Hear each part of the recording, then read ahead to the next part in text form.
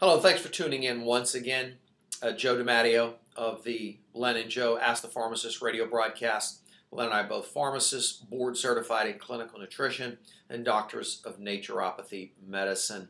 An interesting blend between the allopathic world and the naturopathic world. I think we're uniquely positioned to explain to you and deal with a lot of issues about medicine, pharmaceuticals, that health condition that you might be dealing with, and then how do you cross over to the other side? How do you blend in more natural approaches? And we have previous videos that we've done, everything from pain management to the ABCs of thyroid functioning, mammography screenings, female hormonal issues with ovarian cysts, the role of progesterone and its safety and prevention even of breast cancer, even to acne and headaches, the list goes on. So we have plenty out there for you. What we're going to focus on today is cold and flu prevention.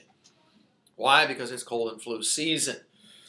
I think there's so much misinformation. I'm just going to delve and dive right into it and talk about it. Today we have many recommendations that focus on you have to use antibacterial soaps. I do not agree with it, never have. Not a fan of it. Me personally, in my bathroom at home, at my bathroom here at the office, I use a natural soap, a glycerin-based soap with vitamin E's in it and so on. It's easier on your skin. We are infatuated with antibacterial types of concepts. Not in agreement with it. I don't think that when it comes to our personal hygiene, I don't think it's necessary. So number one, though, we've got to wash our hands frequently. If I want to prevent colds and flus during those seasons, I must wash. I've got to use warm to hot water to the degree that you can tolerate it, and it should be some relatively vigorous hand washing with a super fatted or a glycerin-based soap, not necessarily an antibacterial soap, for 30 seconds. Antibacterial soaps, are not necessarily the answer.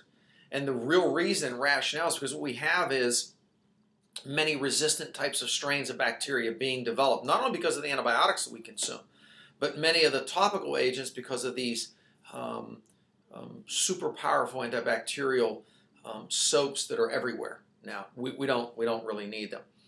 The other area that I think becomes very, very critical here is to understand the real key role of adequate rest and sleep. Very difficult for many between work, maybe two jobs, maybe school and work, or maybe just school, and we don't get enough sleep. In the wintertime, during difficult times with colds and flu, we've got to find periods of time that we can rest and recuperate. Simply put, it has everything to do with how your body repairs and the immune system.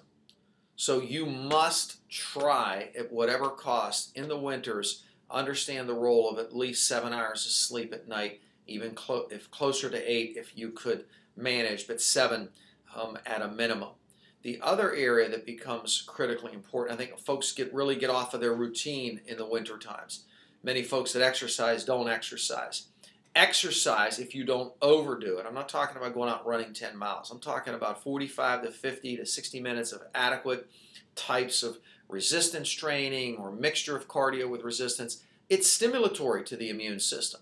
So be careful as we're in these winter seasons to not retreat from your normal activity, especially from physical activity types of issues, because that could wreak havoc with your immune system. So sleep, adequate rest, physical activity and exercise, understanding the role of truly how to wash your hands, what's necessary. For your children, I would encourage them to keep their hands, to whatever degree that you can, and their fingers out of their nose and out of their mouth, because that's one of the ways we will transpose bacteria. We will enter them or bring them to our bodies. Secondarily, we inhale them. Someone coughs or sneezes around us, so we take in the particles and the viral components, and one of the first places is intranasally. So that's a key area. So now let's talk a little bit about the role even of food allergies that I think play a role here. We consume way too much dairy in our country and in this society. We're pretty much infatuated with dairy and calcium and bones. If you really want to know about the truth about bone health, go view the osteoporosis video teaching that we did, and you'll understand the truth about bone health. So if you're worried about your child's bone health, don't just keep pushing calcium on them. Actually, literature shows inadequate physical activity and all the dairy in the world does not produce improvement in bone mass in children or adults. Because your bones are much more than calcium. It is a synergism of minerals and nutrients. So we must understand the negative impacts of dairy. I'm not going to get into a ton of them today, but I believe dairy literature supports that it is immune-inducing, allergy-inducing without question, a huge allergen issue for many, many folks. Producing and causing a lot of mucus and phlegm to be produced, which may make you or your child more susceptible in that season, because then the more mucus and the more drainage I'm producing, it becomes a breeding ground for bacteria and viruses rhinoviruses that I've just inhaled by someone coughing or sneezing. So remember, your hands contact what you inhale. Well, I can't stop what I inhale, obviously, so now we get into nutrients and supplementation. Vitamin A is a critical nutrient. We recommend during the winter for folks that are highly susceptible or work around a lot of children or their children are in daycare, we recommend additional sources of vitamin A. Now, depending on the age, we must be careful of pregnancy. If a woman's near conception or can conceive, the amount of vitamin A. But I think vitamin A is an underutilized nutrient because it plays a key role in your sinus and nasal passages. That's number one. Number two, D3. We've got to get our young children on D3, adults, teens, it doesn't matter. In the winter, depending on where you live, latitude-wise, I recommend as much as 5,000 units a day through the winter. We might scale that down depending upon the age to 2,000 to 3,000 units. If you have a young child, Len and I use an approximate dosing of about 500 IUs, just a basics, a standard. We go higher in some cases. 500 IUs per 25 pounds of body weight. So if a child's 50 pounds, they can easily tolerate 1,000 IUs a day of D3. And in some cases higher depending on if there are immune parameters, immune issues. We use a liquid form in those cases because you can titrate. We have 500 IUs of D, 25 OHD per drop.